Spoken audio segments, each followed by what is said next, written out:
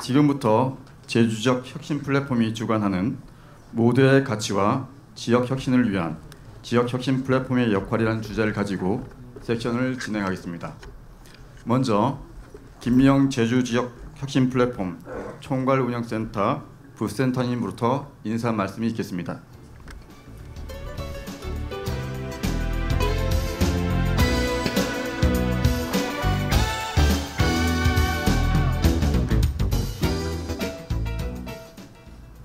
네, 여러분 반갑습니다. 제주지자체 대학 협력 기반 지역 혁신 사업인 RIS 사업을 추진하고 있는 제주지역 혁신 플랫폼 총괄 운영센터 부센터장 김미영입니다.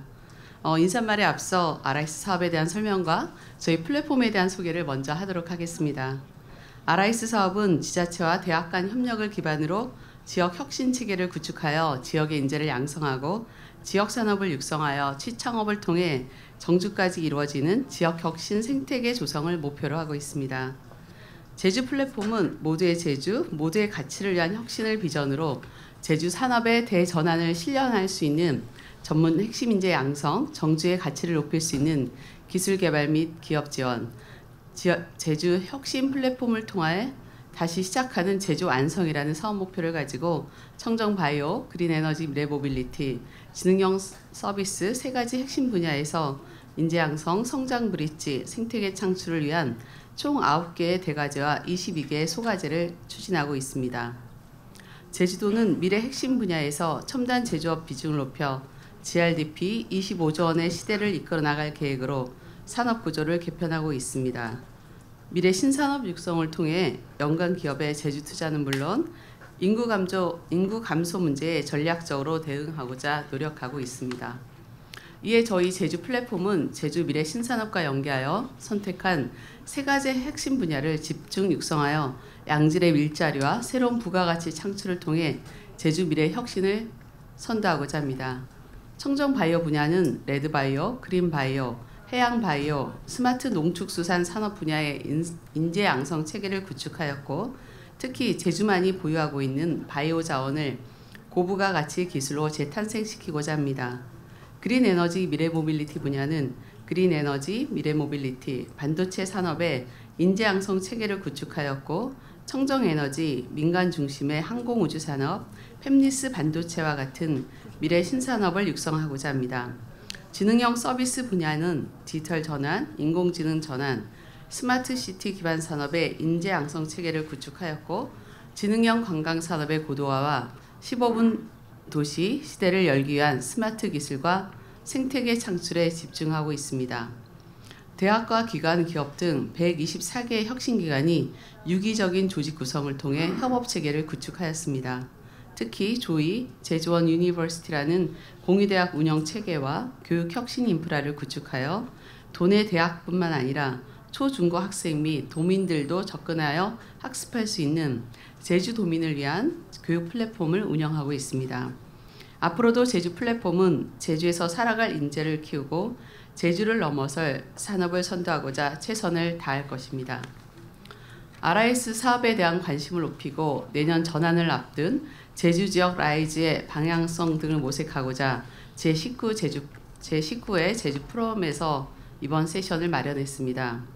오늘 세션에서 김인환 서울대학교 교수님이 자장을, 김원영 강원대학교 총장님과 김동원 전 전북대학교 총장님이 기조 강연을 해주십니다. 또한 김선식 구글코리아 부문장님, 조영섭 제주반도체 대표이사님, 이상호 제주 RIS 청정바이오 사업단장님을 비롯해 제주대학교 송유빈 학생이 패널 토론자로 참여하고 있습니다. 귀한 시간 함께해 주신 여러분들에게 감사드립니다. RIS는 인구 감소로 인한 지방 소멸 위기에 대응하고 인재를 육성하기 위한 지역 혁신 사업입니다. 인재와 기업이 모이는 제주를 만들고 제주의 경쟁력을 한 단계 더 높여줄 절호의 기회입니다. 내년 RIS 체계로 전환을 앞두고 있고 이를 바탕으로 지속가능한 제주로 가기 위해 제주 지역 혁신 플랫폼의 역할이 매우 중요합니다. 이번 세션을 통해 지역 혁신 및 인재 양성 사례를 공유하고 제주가 가야 할 라이즈 체계 방향을 모색할 수 있는 계기가 되기를 기대합니다. 제주의 성장 동력 확충과 산업 혁신, 창업 생태계 조성 등을 위해 오늘 참석하신 분들의 지혜를 모아주시기 바랍니다. 감사합니다.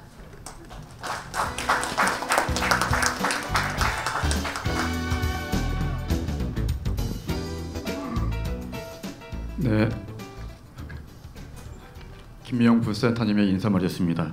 다음은 김원영 강원대학교 총장님을 모시고 지역 소멸에 따른 대학의 역할이라는 주제로 첫 번째 기조 강연이 있겠습니다. 큰 박수로 맞이해 주시면 감사하겠습니다.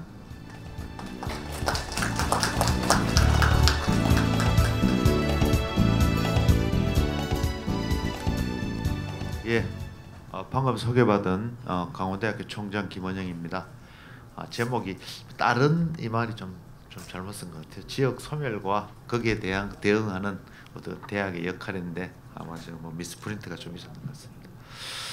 내용은 다음과 같습니다. 사회 변화, 고등교육의 위기, 또 대학의 역할, 방금 말씀하신 뭐 RIS, 라이즈, 글로컬 대학 34업에 대한 소개, 그리고 뭐 제주도원의 대학의 역할에 대해서 정리를 해봤는데요. 아마 마지막까지는 아마 시간이 부족해서 힘들 것 같고 앞부분에 아마 내용이 좀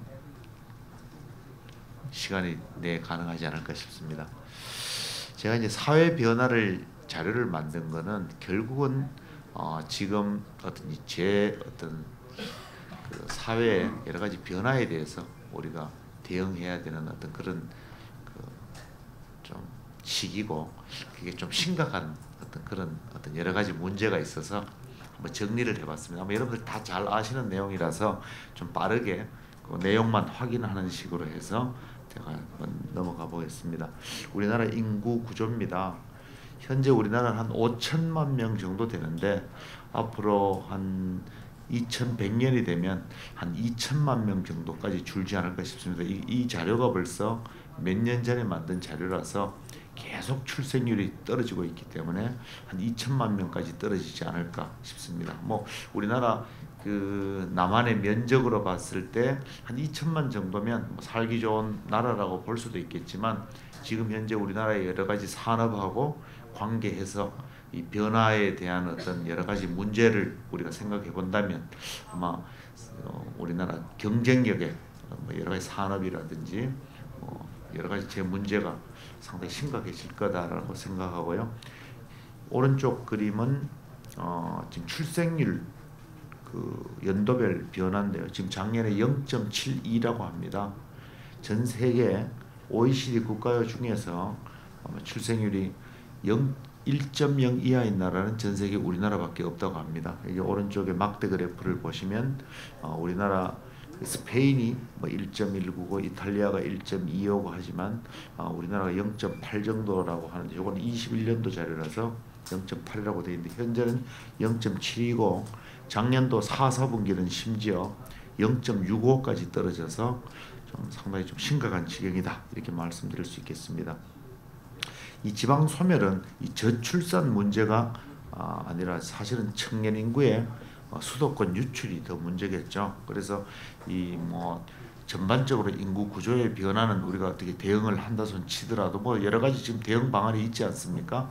그래서 하지만 그 수도권의 유출은 오른쪽 그림이 지역 내 총생산 GRDP 비중인데요. 수도권이 한 52.8%가 되고 또 수도권의 면적은 한 12% 정도 된다고 하죠. 서울은 1% 정도 면적이고 수도권 즉 경기, 인천을 포함하면 한 11.8% 되는 면적인데 그 인구는 50.5%가 수도권에 살고 있다고 합니다. 즉 우리나라 인구의 5천만 명의 2명 중에 1명은 현재 수도권에 지금 거주하게 되는 살고 있는 그런 수도권에 어떤 집중돼 있는 대한민국이라고 생각하고 수도권으로의 어떤 집중화 또 역시 세계에서 1등이라고 합니다. 왼쪽 그림은 붉은색은 지방소멸 위험지역을 나타낸 그림인데요. 여기 시사하는 바가 큽니다. 사실 제일 왼쪽에 있는 그림이 현재의 지방소멸 위험지구를 나타낸 그림인데 붉은 색깔이 아주 심각한 정도를 나타내는데요. 앞으로 한 20년 정도 뒤가 되면 여기 보시다시피 수도권과 부산, 대구 정도를 제외하면 전 지역이 우리나라 전 지역이 붉은색임을 볼 수 있고 또 그로부터 한 20년 뒤가 되면 즉 여기 2067년이라고 했는데 뭐 이 연도는 정확한 연도는 아니고요. 한 지금으로부터 한 40년 정도 뒤에는 아마 전국이 이렇게 붉게 물들 것이다. 이건 뭐 당연한 일 아니겠으면 수도권으로 인구가 집중되고 과밀화가 되면 뭐 교통비라든지 주거비라든지 그다음 생산 비용이 전 세계에서 가장 비싼 나라가 돼서 이전에는 상상도 하지 못했듯이 뭐 자동차 회사가 뭐 미국의 회사를 세우게 되고 반도체 공장을 역시 뭐 미국이나 이런 일본 같은 데가 오히려 우리보다 생산 단가가 더 싸게 맥힌다고 하니까 점점 경쟁력을 잃어가지 않을까 걱정스러운 지경입니다.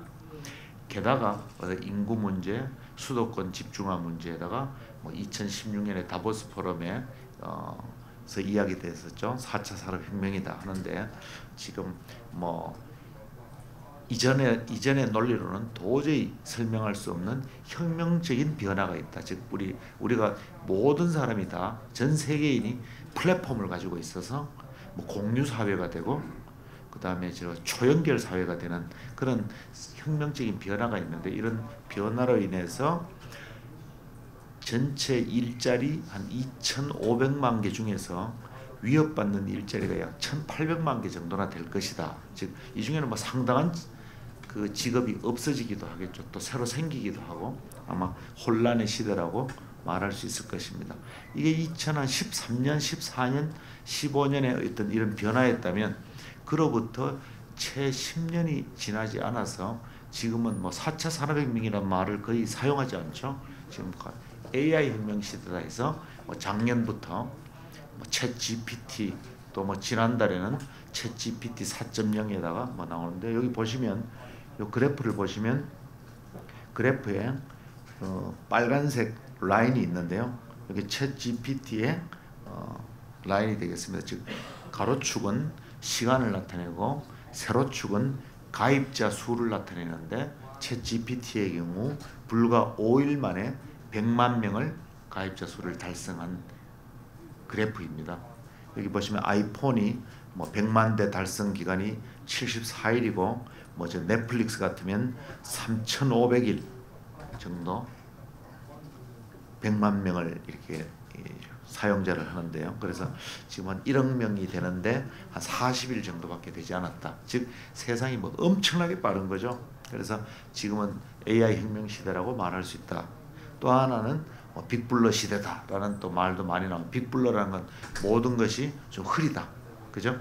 안개 속에 있는 어떤 그런 거고 너무 많은 연결이 일어나서 여기 뭐 예로 스타벅스가 그 은행보다 훨씬 더 많은 그 캐시를 가지고 있다든지 뭐 여러 가지 RNA 백신이라든지 자율주행 자동차라든지 뭐 여러 가지 세상의 변화가 우리가 예상치 못하는 어떤 변화가 있다는 어떤 빅블러 시대라고 하기도 하고요.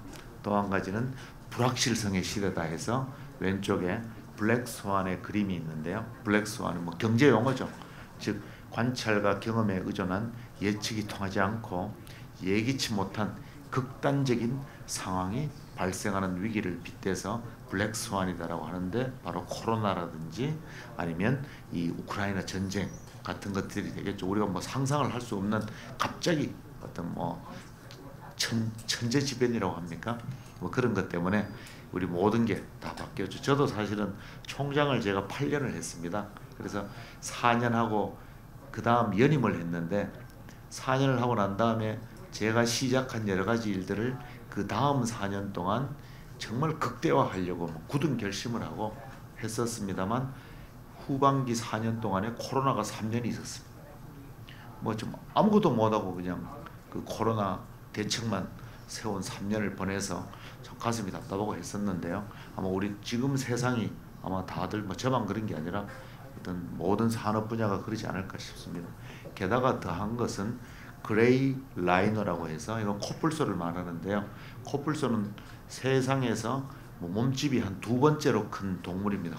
코끼리보다는 좀 작죠. 하지만 몸집이 우람하고 한번 달리면 50km까지 달린다고 하고 또 뭐 지축이 흔들릴 정도로 그 먼지가 일고 뭐 소리가 진동이 나는데도 불구하고 사람들은 너무나 좀 천천히 대응하고 또 어떻게 되겠지라는 어떤 그런 대응하지 못한 그런 사례를 말합니다. 즉 충분히 예상할 수 있는데 일상화가 돼서 우리가 간과하기 쉬운 그런 위기인데, 뭐 기후 변화 같은 거는 사실은 수십 년 전부터 기후 변화에 대한 경고가 있었고, 또 뭐 의대 정원 문제 뭐 이런 것도 사실은 우리가 다 알고 있던 여러 가지 위기 문제 아니겠습니까? 하지만 하여튼 이런 여러 가지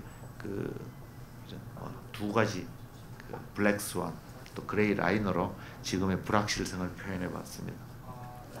또 하나는 뭐 슈링킹 소사이티다 해서 축소 사회인데요.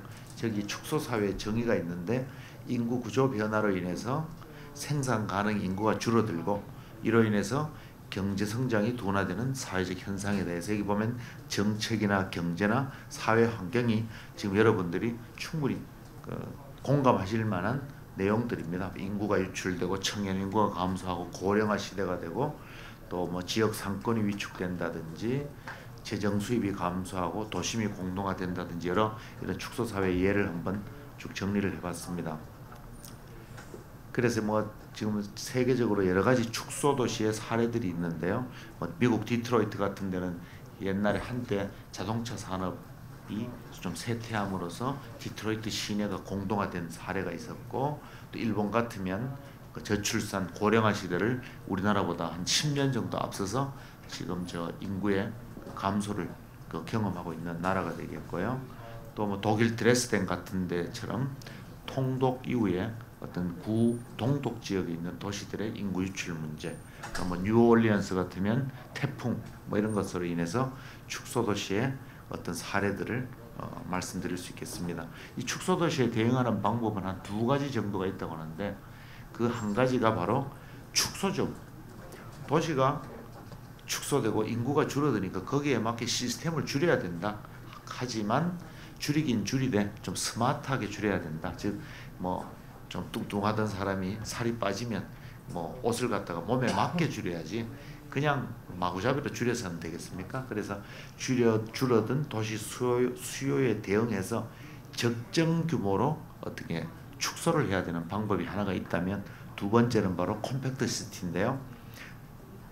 필요 기능을 집약적으로 활용을 해야 된다는 어떤 그런 두 번째 컴팩트 시티의 어떤 방법이 있을 겁니다. 그래서 컴팩트 시티라 하면 여기 오른쪽 하단에 보시면 일자리, 주거, 대학, 뭐 그다음에 뭐 문화복지 여러 가지가 복합 기능을 하는 어떤 그런 센터를 만들어서 우리가 대응해야 되지 않느냐 하는 개념입니다. 그래서 미리 뭐 결론을 말씀드리자면, 이런 축소 사회 대응의 중심축은 바로 대학이 돼야 되지 않겠는가, 이런 생각을 저는 갖고 있습니다. 무슨 말이냐면, 앞에서 보여드렸지만 4차 산업혁명 시대, AI 혁명 시대에 가장 한 단어로 우리가 또 내년, 내후년, 10년 내에 또 어떤 변화가 일어날지 모릅니다. 이전에는 산업혁명, 즉 뭐 증기기관이 발명되고 전기가 발명되고 그다음에 뭐 전자시대, 로봇가 발명되는 데까지 한 100년, 200년이 걸렸다면,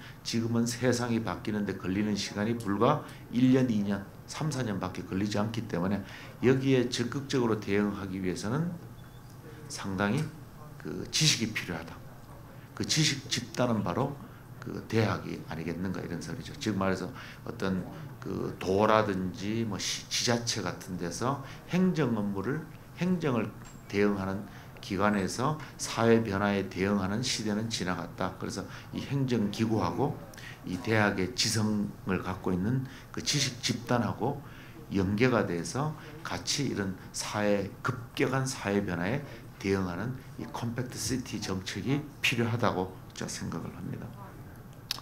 그 다음에 이제 고등교육이죠. 당연히 인구가 줄어드니까 학생들도 당연히 줄어들지 않겠습니까? 그래서 대학 학생을 18세에서 21세 정도가 취약 학년이죠. 근데 이제 저는 뭐 단지 입학 자원만 가지고 보겠습니다. 입학 자원이라 하면 뭐 고등학교 3학년 그리고 재수생 정도가 아마 입학 자원이 될 겁니다. 그래서 대학 입학은 현재 우리나라의 대학 입학 정원은 50만 명 정도 됩니다. 50만 명인데 현재 이미 대학 입학 자원은 몇 년 전부터 40만 명으로 줄어들어서 매년 10만 명 정도의 그 미스매칭, 미달이 계속 존재하고 있습니다. 원래도 한 7만 명 정도 미달이 된 걸로 알고 있는데요. 현재가 40만 명인데 앞으로 2030년 이후에는 급격하게 줄어들어서 2040년 정도 되면 한 대학 입학 자원이 20만 명 정도까지 될 거다. 그래서 사실은 우리가 뭐 국민들이나 대학교에서 그렇게 심각성을 못 느끼고 있지만 대학 입학 그 정원이 한 3분의 2 정도가 줄어드는 거죠. 만약에 한 뭐 30% 정도가 줄어든다고 하면 대학들이 혁신을 하고 구조개혁을 하고 대학들이 잘 대응해서 경쟁을 해서 뭐 잘 대응하는 대학은 살아남고 방심하는 대학은 뭐 망하고 이렇게 했지만 70% 정도의 학생이 없어지는 미래에는 제가 보기에는 이거는 대학 개별 대학의 어떤 문제가 아니라 사회적으로 전 국가적으로 대응을 해야 되는 그런 문제가 되겠죠. 작년에 태어난 출생아 수가 한 23만 명 정도 된다고 하니까 대학 진학률이 70%면요. 그 중에서 한 17만 명 정도가 아마 18년 뒤에 대학을 입학하게 되니까 사실 2040년 이후에 20만 명 정도를 예상하는데 아마 저거보다 더 적은 숫자가 될 수도 있다 정도로 우리나라의 지금 이 고등교육의 어떤 환경도 아주 심각한 지경이다라고 말씀드립니다. 이미 앞에서 말씀드렸지 이미 10만 명 정도의 미달이 일어나고 있기 때문에 뭐 여러 가지 지금 미충원이 현실화되고 있습니다. 게다가 대학은 15년째 등록금 동결로 인해서 대학의 재정은 뭐 말이 아닙니다. 그래서 지금 뭐 공립대, 사립대 할 거 없이 약 한 15년 전보다 25% 정도 재정 수입이 감소하고 있고 엎친 데 덮친 격으로 학생은 줄고 있고 등록금 수입도 줄고 해서 대학들의 사정은 뭐 이루 말할 수 없다 이렇게 하고 게다가 그 우리 그 전체 그 대한민국의 예산이 한 600조 정도 되는데요. 그 600조 중에서 교육 예산이 한 100조 정도 된다고 보시면 됩니다. 100조. 100조가 우리 교육 예산입니다. 그런데 100조 정도면 뭐 기재부에서는 우리나라가 교육에 투자가 엄청나다 한 16% 정도 되니까 엄청나다고 하는데 그 중에서 대학에 투자되는 고등교육에 대학에 투자되는 예산은 한 10조 정도밖에 되지 않습니다. 그럼 나머지 90조는 어떻게 들어가느냐? 90조는 바로 초중고등학교 예산입니다. 이게 좀 말이 안 되지 않느냐 싶은데 어쩔 수 없는 환경입니다. 이 지방교육재정교부금 이게 만들어져 있어서 지방교육재정교부금이 한 70년도 정도에 만들어졌는데 계속 증가해서 법으로 교부금으로 정해놓은 거죠. 교부금이란 거는 딱 얼마 정해놓은 건데 내국세의 20.79%는 반드시 지방교육재정교부금으로 해라 해서 이거는 뭐 예산을 책정하는 것이 아니라 내국세가 거치면 그 내국세의 20.79% 하면 작년에 85조 뭐 이렇게 되는 겁니다. 그래서 85조를 일단 이 교육청 예산으로 하는 거죠. 그래서 뭐 예를 들어서 경기도 교육청 예산은 재작년에 20조, 뭐 작년에 한 17조 뭐 이래 됐고 서울교육청도 한 재작년에는 한 15조쯤 됐는데 작년에 아마 내국세가 좀 줄어들어서 작년에요. 좀 줄어들었는데 그 정도 예산인데 420개 대학의 전체 우리나라 예산은 10조 정도밖에 안 되죠. 15조 중에서 5조는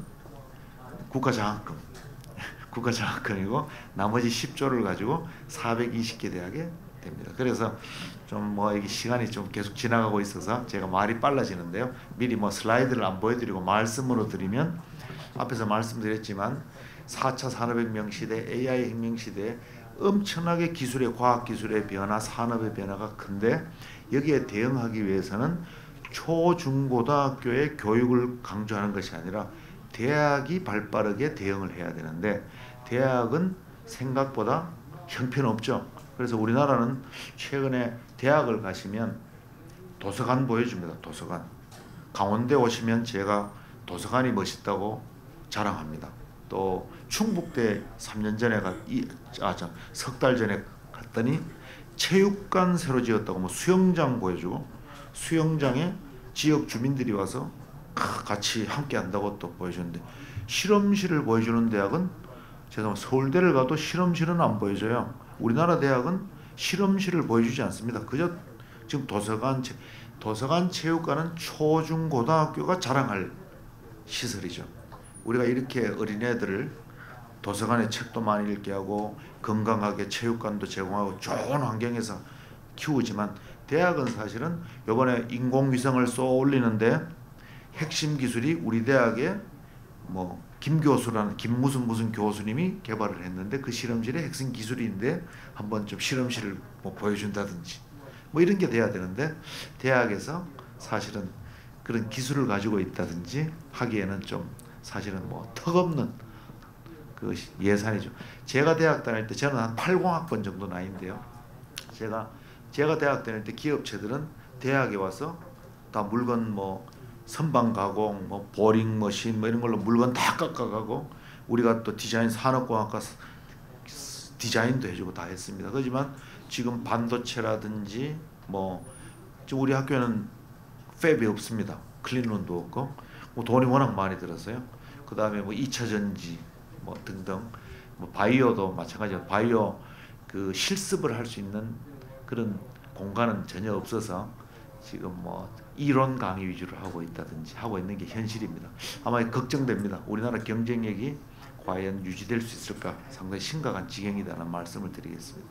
게다가 이 연구비는 게다가 또 이 수도권 대학이 집중돼 있어서 그 수도권에 있는 대학이 전체 20%밖에 되지 않는데 연구비는 한 40% 정도가 수도권에 집중돼 있고 게다가 수도권 문제가 아니라 대학이 또 교육부 대학만 있는 것이 아니라 과기부 대학이 따로 있어서요. 이 여러분들이 잘 모르시겠지만 뭐 카이스트, 유니스트, 디지스트, 지스트 이런 대학들은 교육부 소속이 아닙니다. 이 과학기술부 소속이라서 별도로 예산이 집중되는데요. 여기 보시면 교수 1인당 연구비는 포스텍, 카이스트, 지스트, 유니스트 다 하고 그 다음에 서울대입니다. 서울대 교수 1인당 연구비하고 카이스트 교수의 교수 1인당 연구비는 한 3배 정도 나는 걸 볼 수 있어요. 뭐든지 집중되어 있는 거죠. 우리나라는 이제 더 이상 개도국이 아니고 제조 위주의 어떤 나라가 아닌 거죠. 그래서 집중적으로 어떤 특정 과학 기술을 지원을 했으면 이제는 일반 대학에서 어떤 연구가 이루어지고 좀 되는 어떤 그런 것으로 좀 우리가 그 선진화된 어떤 그런 나라라면 그 아마 좀 바뀌어야 되지 않겠나 싶습니다. 지역 간 격차 여러 가지 문제들이 좀 그래서 사실 뭐 대학 경쟁력이 첨단 분야 반도체 혹은 AI 분야 요번에 저 강원대학교 AI 교수 또 한 명 또 다른 데로 갔습니다. AI 융합학과 만들어서 교수가 3명이 있었는데 한 명이 좀 다음 학기에 저 다른 데로 간답니다. 월급이 뭐 조교수 국립대 조교수 월급이 한 6천만 원, 7천만 원밖에 안 됩니다. 그러니까 뭐 가는 걸 잡을 수가 없는 거죠. 좀 그 정도로 지금 좀 심각하고 자기 꿈을 품고 교수로 왔는데 해볼 수 있는 실험도 없고 하니까 다른 데로 이제 이탈돼 나가는 거죠. 그리고 여러 가지 또 대학 교육의 부실화가 되니까 기업이 지역으로 안 오는 겁니다. 그래서 저는 사실은 지방 소멸 그다음에 수도권 집중화의 원인은 바로 대학이다. 대학이 기술을 갖고 있고 기업에 제공할 수 있는 어떤 퍼실리티가 있고 실험실이 있고 기술이 있다면 기업들은 당연히 그 대학 주변으로 몰려들 거다 생각합니다. 그래서 외국의 사례도 뭐 상당하죠. 그러나 우리 대학이 과연 기업에 제공할 수 있는 게 없다는 거죠. 여기 보시면 뭐 최근에는 심지어 교육까지 삼성 아카데미, 뭐 카카오 스쿨 해서 뭐 코딩 교육을 시킨다든지 뭐 교육 기관이 있는데요. 그래서 제가 이제 포럼 같은 데 가면 뭐 경제신문에 있는 기자라든지 KDI에 있는 뭐 이런 분들이 이제 대학을 공격하죠. 대학 정신 차려라. 이 지금 대학보다는 이런 삼성 아카데미나 뭐 LG 스쿨 이런 데가 훨씬 더 그 인재를 기르는 또 산실이다. 저기 보시면 뭐 연간 1600시간 코딩 교육을 했더니 뭐 엄청나게 똑똑해지더라. 1600시간 대학에서 공부를 안 하는데 어떻게 대학하고 비교합니까? 그죠? 여러분들 대학교 때 4년 동안 1600시간 공부하셨습니까? 저는 뭐 중간고사 때 이틀, 기말고사 때 이틀, 그죠? 한 4년 동안에 공부했는 시간 치면 뭐 몇백 시간밖에 안 되잖아요. 대학이 이런 거 하는 데는 아니지 않습니까? 공부도 하고 물론 지식도 습득하지만 뭐 미팅도 해야 되고 나이트 클럽도 가야 되고 미팅도 그죠? 당구도 쳐야 되고 사회로 나가는 마지막 관문이 대학이기 때문에 거기에서 사회생활에 대한 준비를 하는 데니까 대학의 기능과 또 연구소의 기능은 또 회사의 기능은 좀 달라야 되지 않겠나 싶고 대학원에서의 어떤 뭐 여러 가지 그 실험 장비라든지 뭐 시설이라든지 이런 게 갖춰지지 않는 상황이라서 이 대학의 학생들이 사실은 대학원을 왜 그렇게 안 가느냐. 요새 뭐 MZ 세대들은 대학원을 기피한다, 공부를 싫어한다 하는데 사실은 대학원에 가서 과연 얼마나 배울 수 있는가 이런 것들이 더 문제다 이렇게 생각합니다. 그래서 우리나라 대학의 글로벌 경쟁력은 지금 현재 세계 최하위권입니다. 우리나라 경쟁력이 한 28위, 26위 정도 된다면 이게 IMD 64개국 중에서 우리나라 교육 경쟁력 및 대학 경쟁 국가 경쟁력은 한 30위 이내에 있다면 대학 경쟁력은 세계 최하위권입니다. 지금 현재. 그리고 앞으로 점점 이 순위가 떨어질 수도 있고 대학의 경쟁력이 떨어지게 되면 아마 우리나라 국가 경쟁력도 같이 떨어지지 않을까. 왜 앞에서 말씀드렸죠. 지금은 바로 열심히 한다고 되는 게 아니라 이 국가 경쟁력이 바로 어떤 기술, 과학 기술이나 어떤 여러 가지 산업에 대한 어떤 그 반도체 같은 것들은 뭐 전국이 미국, 중국이 뭐 패권을 다투고 있고 우리나라나 뭐 대만 등등 해서 지금 이야기되고 있지 않습니까? 그래서 정말 심각한 역할이다 싶고 그래서 이 대학이 바로 이런 저출산 문제, 청년 인구 수도권 유출, 지방 소멸, 국가 경쟁력 저하에 가장 그 중심에 있는 것이 대학의 역할이 바로 지방 대학의 역할이다 생각합니다. 그래서 이 대학은 이제 더 이상은 지식 공장의 역할이 아니라 바로 마지막에 있는 참여적 대학이다 해서 지자체와 대학과 산업과 지역 사회가 서로 얽혀서 대학이 역할을 해야 되는 그런 시대고 세계적인 도시에는 세계적인 대학이 반드시 있다는 것이 그 또 사례이고요. 우리나라의 저 대학의 분포입니다. 지역에 있는 대학의 분포인데요. 이 대학을 어떤 지역 성장의 거점으로 삼아야 되지 않겠는가 싶습니다. 그래서 이제 좀 예를 들자면 뭐 시간이 다 돼서 이 정도 말씀드리겠는데요.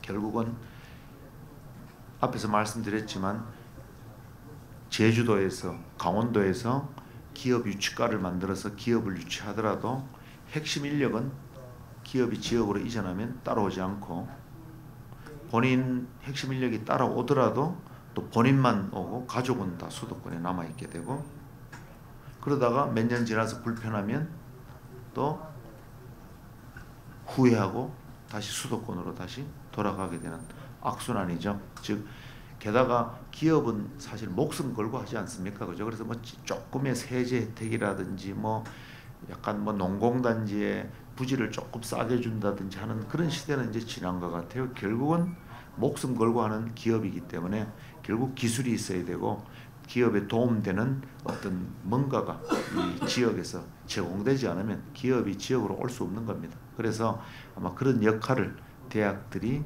해야 된다. 그리고 대학에 있는 공간들을 지역 사회에 오픈해 가지고 지역과 함께 어떤 이런 사회 변화에 적극적으로 대응해야 아마 이 지역 소멸을 막고 또 우리나라 출생률도 마찬가지일 것 같아요. 수도권 너무 복잡한 사회고 뭐 아파트 한 채 얻는데 너무 오래 걸리다 보니까 전부 다 그 자신이 없어서 그 자식 갖기를 좀 주저하고 어려워하지 않습니까? 그래서 하여튼 이게 모든 문제가 이 대학에서 풀어야 된다. 저는 그렇게 생각합니다.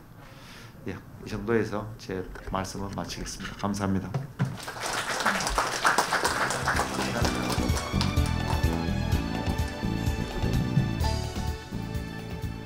네, 김원영 교수님의 지역 소멸에 따른 대학의 역할 기조 강연 잘 들었습니다. 다음은 김동원 전 전북대학교 총장님 모시고 지자체와 대학과 지자체, 즉 지학 협력 시스템을 위한 지역 혁신 플랫폼의 역할이라는 주제로 기조 강연을 읽겠습니다. 큰 박수로 맞이해 주시기 바랍니다.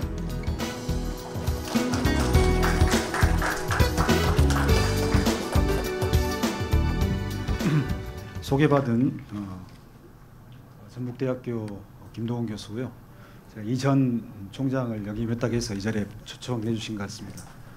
네, 제가 오늘 발표할 내용 중에 상당히 많은 부분은 오늘 그 초청해 주신 기관에 맞게 그 지역혁신 플랫폼을 어떻게 구축할 것이냐 여기에 좀 초점을 맞춰서 큰 틀에서 우리 김원영 총장님께서 지역 소멸의 위기 속에서 대학이 어떻게 할 것인가 말씀하셨다면 저는 그 위기를 극복하기 위해서 지역은 어떻게 혁신적으로 변해야 되는가 이 부분에 대해서 좀 더 시간을 보내보도록 하겠습니다.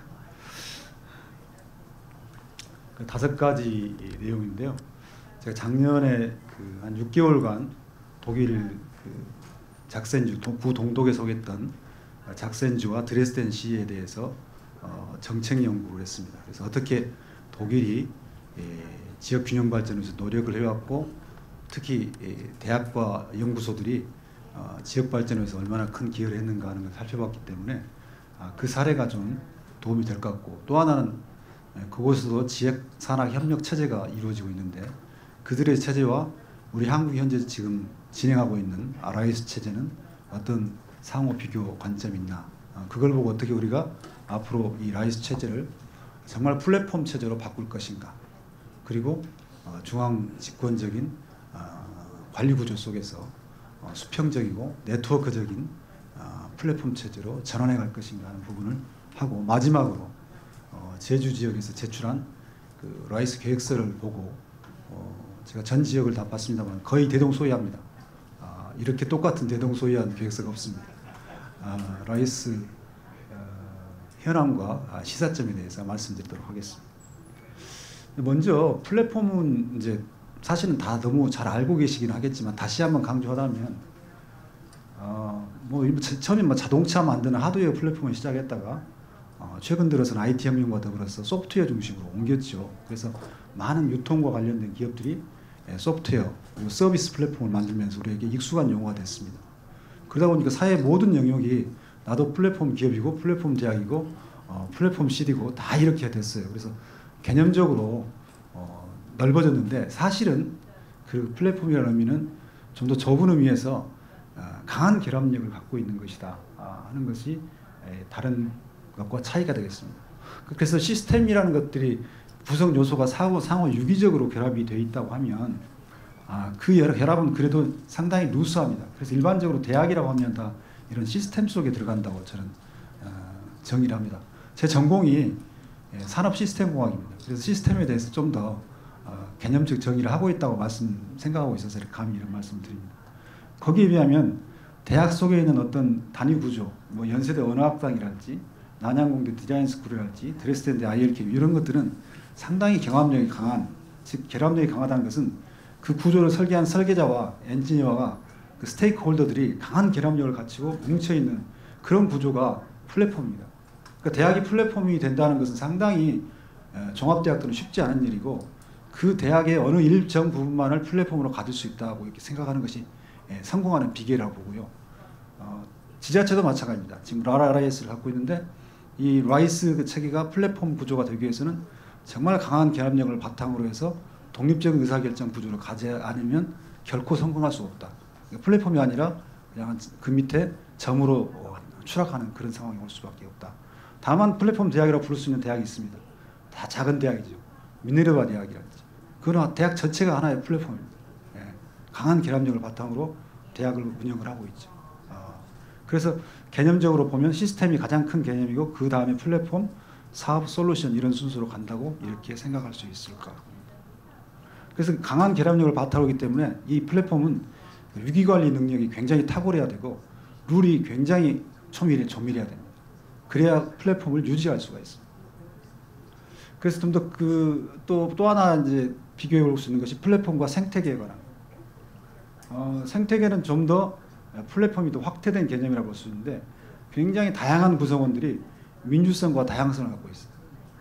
그래서 우리가 생태계를 보면 자연적으로 스스로 개방적이면서도 민주적으로 진화해 나갈 수 있는 구조를 갖고 있는 게 생태계죠. 그래서 이 생태계를 갖춘다는 것은 굉장히 그 밑에 하단에서부터 플랫폼이나 시스템들이 갖춰진 다음에 자연스럽게 이제 생태계를 갖추는데 우리는 큰 좋은 개념들을 먼저 갖다 놓고 쓰기 바빠요. 그래서 각종 생태계를 구축한다고 해놨는데 사실은 들어보면 생태계를 갖추는 주춧돌이랄지 기둥들이 안 서 있어요. 그 생태계가 갖춰질 수가 없죠. 살기 좋은 기업 생태계를 만든다는데 과연 기업하기 좋은 생태계를 갖춰놓고 있는가? 와보면 아니라는 거죠. 다 고인돌들이 없고 그리고 지붕이 없거나 기둥이 빠졌거나 이런 구조가 되기 때문에 생태계가 이루어질 수 없다는 거죠. 제가 보면 교육발전 특구를 가진 지자체들이 여러 개 있는데 이 하나의 생태계가 돼야 되거든요. 근데 거기까지 가기에 굉장히 멉니다. 근데 예산은 별도로 나와서 각자 집행하죠. 그래서 그 사이에 집행하는 것들이 과연 기초를 주는데 철저하게 단계적으로 하지 않으면 결국은 상당히 많은 것들은 예산 낭비고 인력 낭비고 시간 낭비일 거다. 이런 생각이 들어서요. 이 자리에 계신 분들이 정말 고민하면서 이 생태계 구축에 기초를 놓아야 될 거라고 생각합니다. 하다못해 바닥부터 하는 일을 지금 해야 될 거고요. 라이스는 플랫폼이잖아요. 이 플랫폼을 어떻게 할 것인가에 대해서 정말 이 제주 지역에 속한 대학, 기업, 그다음에 관공서, 연구소 사람들이 일주일에 하루 저는 계속 만나서 주기적으로 와서 계속 고민을 해야 됩니다. 그래서 이 제주에 맞는 라이스 플랫폼이 해야 됩니다. 지금은 9개 시도 광역자치단체 보면 다 똑같아요. 왜냐하면 중앙 RIS에서 전략적인 목표랄지 단위 과제 제목까지 다 다뤄졌어요. 지역에서는 1개, 2개 추가하든가 말든가. 그냥 뭐 이게 그 지역의 현실을 지역의 발전 정도는 다 다르잖아요. 지역 발전 지수, 혁신 지수 다르잖아요. 어떻게 다 같을 수가 있습니까? 그래서 오래 갈 수가 없는 거죠. 이 구조를 바꿔 나가야 됩니다. 아마 우리 김원영 총장님 그 부분에 고민 많으신 걸로 알고 있는데 이 라이스는 그런 플랫폼 구조로 정확하게 가야 된다. 그런 말씀드리겠습니다. 결국 이런 특구들 여기에 보면 이제 뭐 연구개발 특구랄지 과교부에서 하는 뭐 등등 산학융합지구랄지 일종의 특구인데 이런 것들은 또 빠져 있는데 교육부에서 하는 중심으로 되어 있는 것 같고요. 일부 문화부 있는데 이런 다 이게 모여서 특구들이 잘 돼야지 나중에 이런 생태계가 되는데 정말 이 특구 그다음에 그 플랫폼이 잘 만들어져야겠다. 최근에 스태피의 이병헌 박사가 기업이나 산업의 R&D 생태계가 실패하는 이유로 이 세 가지 전략 부재, 구조적인 문제, 그다음에 기술 파급이 안 되는 문제를 언급했는데 당연히 그 세 가지는 실패 원인이 되죠. 저는 거기다 추가해서 빨간색으로 2가지를 더 추가했는데 지역 R&D 생태계를 하려면 그런 그 세 가지의 구조적인 문제도 있지만 고급 인력의 이탈 문제, 낮은 평가, 그다음에 차후 요구에 대해서 해결하지 않으면 절대 지역 R&D 생태계가 구축되지 않고 지역의 기업에 머무를 수가 없다. 결국 수도권으로 간다는 거죠. 그다음에 독립적인, 즉 정말 교육부에서 라이스 만들 때 하향식이 아니라 상향식으로 했는데 상향식으로 올 수 있어야 된다. 못 오니까 일단은 끌어줘야 된다는데 끌어주는 걸 최소화시키고 상향식으로 죽이 되든 밥이 되든 밑에서 부글부글 끌어서 바닥부터 고쳐나가야 됩니다. 그 결국은 한국은 그런 역량이 있습니다. 사실은. 그런 혁신 역량이 있어요. 있는데 끄집어내지를 않고 서로 아직 샤이 코리아에 머물러 있는 거죠. 독일 16개 연방주가 있어서 이 배경이 독일은 참 좋았습니다. 이 연방주가 통입될 때 분산적인 정치 구조를 갖고 태어났죠. 각 주가 독립적인 의사결정 구조를 가지고 있어요. 각 주의 역할이 굉장히 크죠. 동독과 서독이 통합이 30년 전 통합이 됐도 그런 배경 속에 됐습니다. 그래서 지역 내에 16개 주야 비교 분석이 돼 있을 뿐만 아니라 EU 내에서는 각 국가를 무시하고 지역 단위로 쪼개서 오른쪽 보면 지역 단위 쪼개서 지역 혁신 지수, 지역 발전 지수를 해놓고 여기에 따라서 각종 R&D, 인력 양성, 정부 프로젝트 비용을 EU 프로젝트 비용을 지원을 하고 있습니다. 그래서 제가 가 있었던 드레스덴 대학에는 그 EU 센터가 대학 내에 있어요. 그래서 각종 프로포절을 만들어서 직접 EU에다 전달합니다. 그 지역의 혁신 지수가 반드시 그 평가 점수에 들어갑니다. 그러니까 동독 지역에는 최근 20년까지는 묻지 마라로 투자가 됐어요. 최근 10년 이후로는 이제 그래도 어느 정도 했으니까 수월성 위주로 좀 더 잘하는 특성화 있는 대학을 중심으로 해서 하는데 저 DD2라고 써 있는 드레스덴에 있는 작센주는 그 동독 지역에서도 가장 앞서가는 주입니다. 혁신 이유는 매년 우리가 각종 지표를 발표하는 그 혁신 스코어 EIS라고 매년 발표를 합니다. 거기에는 아까 나라별로도 하고요, 그 다음에 지역별로도 합니다. 우리도 그런 구조가 이 혁신 지수가 중심이 되어야겠다. 왜 그 이야기냐면 RIS 평가 지표를 보고 제가 라이스 평가를 보고 굉장히 놀랐습니다. 라이스 하려면 지역 혁신 지수가 분명히 돼야 하는데 그게 지역 발전 지수 반영이 안 돼요. 지역별로 구별이 돼 있어야 돼요. 꼭 시도에 얽매일 필요가 없습니다. 경우에 따라서 좀 더 작은 중소규모 단위로 나눌 수 있어요. 그렇게 해서 혁신 지수를 반영해야 돼요. 글로컬 대학은 거기에다가 세계적인 글로벌 경쟁력을 가진 대학들이 평가 구조로 뭘 가진가 그 두 가지 합치면 됩니다. 그러면 로컬에 글로컬이 됩니다. 글로벌이 됩니다. 근데 일단 이 라이스가 중요한데 이 로컬에 관한 평가 기준이 명확하게 되어 있지 않으니까 결국은 똑같은 성과 지표 관리하기는 좋죠. 평가하기 좋고요. 그런 방식으로 지금 진행이 되고 있습니다.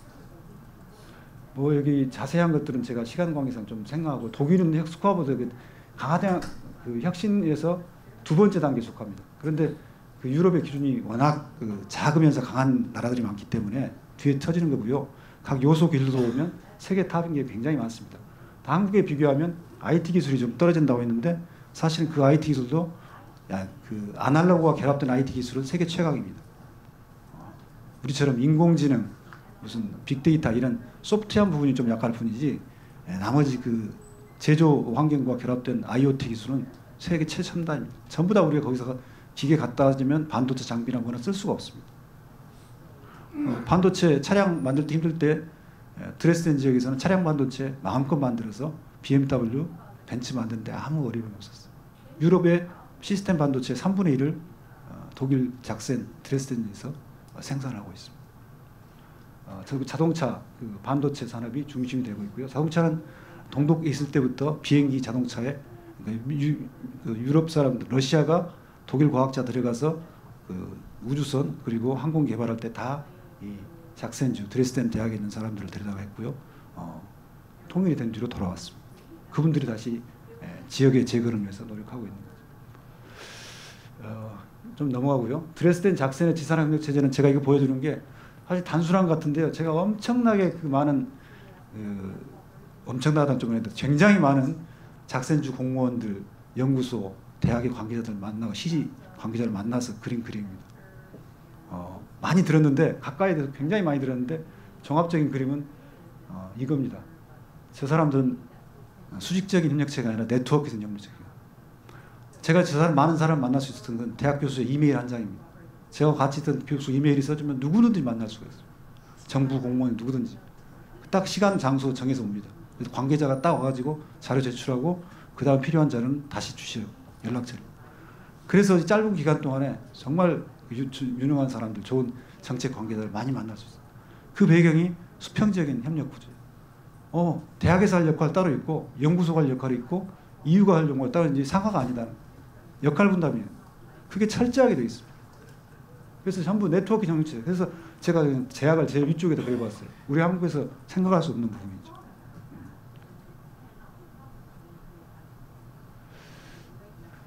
그러면 독일은 다 분권에서 전부 모든 대학이 획일적이냐? 그렇지 않습니다.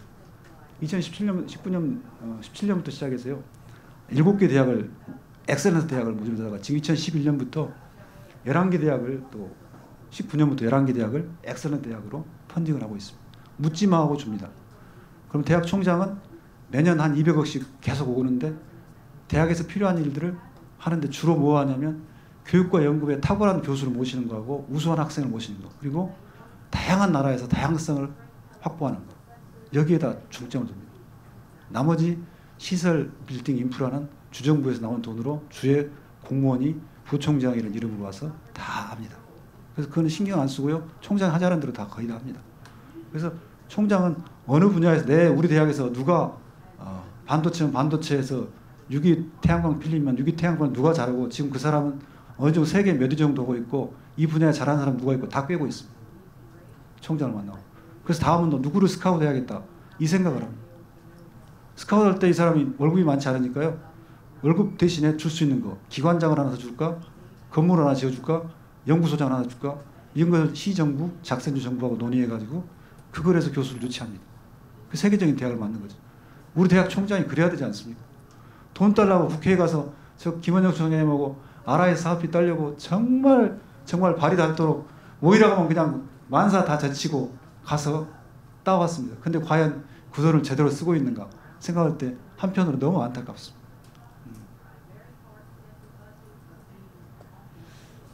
저기 대학에 있는 연구소 하나를 소개해요. 제가 가 있던 연구소인데요. 석박사가 150명입니다. 단위 연구소예요. 교수는 2명밖에 없어요. 독일은 조교수, 부교수가 없습니다. 그냥 박사로 있어요. 그 밑에.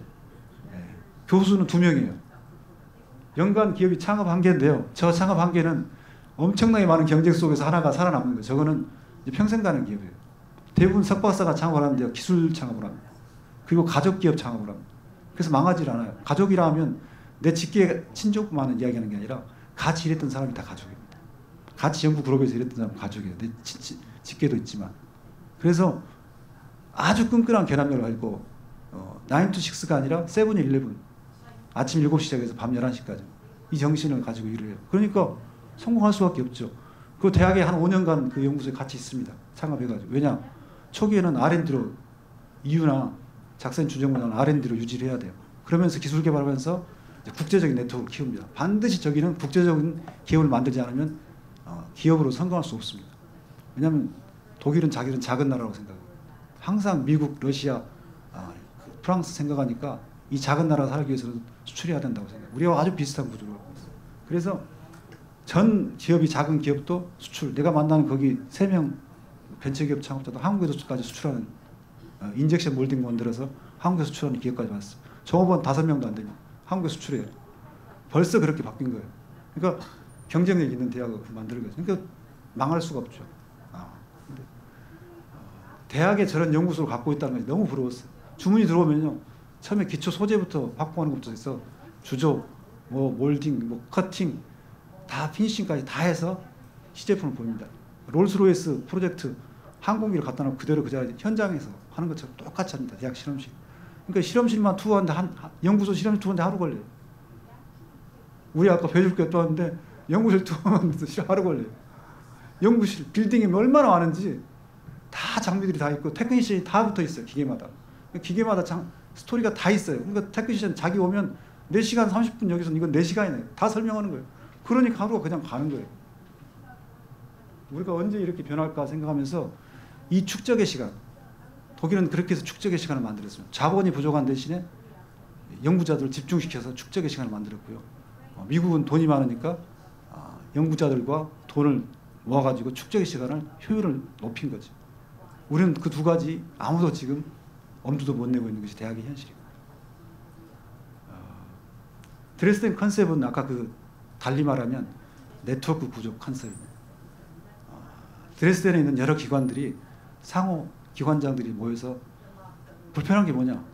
네가 잘하려면 뭐가 좋은지 이걸 서로 네트워크 구조에서 시에서 주에서 그다음에 그 드레스덴 시에 작센 주에는 드레스덴 시와 라이프치, 캠니츠 몇 개가 있습니다. 그 관계자들 다 모여서 계속 회의를 하는 거예요. 너희는 어디에 특성화되고 그러려면 어떻게 드레스덴 대학이 큰 대학 36,000명 대학 학생이지만 특성화 분야는 작게는 4개, 크게는 7개, 몇 개 안 돼요. 거기 집중해서 하는 거죠. 덕인 특별한 것, 그 7개 속에는 예술대학이 들어갑니다. 한국의 서울대, 연대 학생들이 많이 유학 옵니다. 그러면 드레스덴 극장, 오페라하우스가 굉장히 유명하거든요. 거기는 극장 장은 누가 하고 있을까요? 감독은 당연히 드레스덴 대학 교수가 60-70명의 드레스덴 교수들이, 대학 교수들이 적센주와 드레스덴 시의 기관장과 제1센터장을 겸직을 하고 있습니다. 장애 강한 커플링이 되어 있죠. 시하고 주하고 대학이 굉장히 강한 커플링이 되어 있는 서로. 대신에 주정부는 부총장을 시설 인프라를 담당 부총장을 파견해서 대학에 돌아가는 걸 다 알고 있는 거예요. 서로 주고받고를 정말 효율적으로 잘 알고 있어요. 서로 믿고 있는 거죠. 여기도 보면 대학은 핵심 기술이 연구개발 기능입니다. 지역이 살려면 R&D가 살아야 되니까요. 많이 표현한 것 같은데 협력 구조에서 다 결과는 R&D예요. 결과는 첨단 기술을 얼마나 가져오냐. 대학이 첨단 기술을 만들어내지 못하면 디멘스, AMD, 인피니온 이런 기업이 올 필요가 없다. 그래서 저 드레스덴 지역만 해서 막스 프라운 3개, 한 시에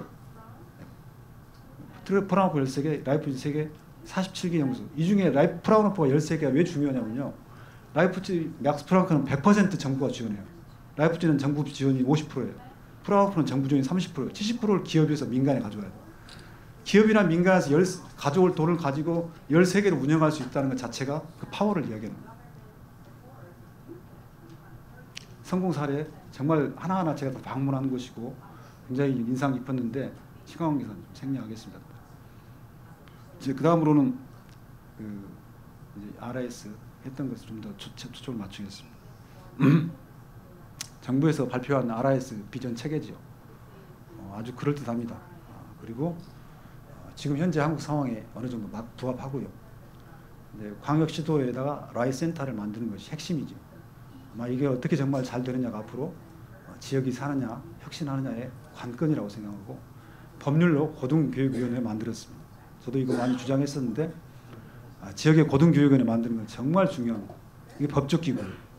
이 법적 기구가 제대로 자기 말을 할 때 라이스가 산다고 생각합니다. 그렇게 지금은 라이스가 광역시도 같은 저는 라이스 센터는 지역 고등교육위원회 사무국으로 들어가야 된다고 생각합니다. 독립성을 갖춰야 돼요. 지자체하고도 독립해야 돼요. 그걸 뭘 볼 수 있으면 이걸 보면 알 수 있습니다. 우리는 지금 이렇게 상향식, 수직식 구조로 교육부 밑에 중앙 RIS 밑에 쫙 있어요. 지자체 밑에 지역 고등교육위원회 있고 라이스 센터가 있어요. 거기에 보면 그림이 빠졌는데 미국 UC 시스템은 캘리포니아에 있는 UC 시스템 10개 대학, CSU는 23개 대학 있죠. 또 커뮤니티 칼리지가 있고요. 그 사무국이 오피스가 있습니다. 거기를 UC 오퍼레이션 센터라고 하는데 거기에는 소위 말 지역 고등교육위원회 위원이 26인 있는데 리전트라고 합니다. 그 중에 12명이 26인 중에 18명이 선임직이고요. 당연직이 7명입니다. 선임직이요. 임기가 6년인데 보통 연임합니다. 대부분 다 99% 연임합니다. 그래서 12년입니다. 무슨 말이냐면요. 주지사보다 주의원보다 임기가 길어요. 대학 청구보다 길어요. 그러니까 지역 고등교육을 책임지고 하는 거예요. 그 속에는 전직 총장도 있고 전직 지사도 있고 전직 의원도 있고요. 기업인도 있고 다 그렇습니다. 그분들이 지역 고등교육을 결정짓고 가는 거예요. UC의 세계적인 대학들이 만드는 거예요. 특성화를 하고 있죠. CU도 마찬가지예요. 8년 임기인데 보통 16년 합니다. 그러면 캘리포니아만 있는 게 아니라 조지아주, 아까 이야기했던 노스캐롤라이나주 각 주들이 저런 거래요. 언제 했냐? 조지아주는 1931년도에 만들었어요. USG 오피스. 7년 임기 중위원이니까 14년 하는 거예요. 선임직.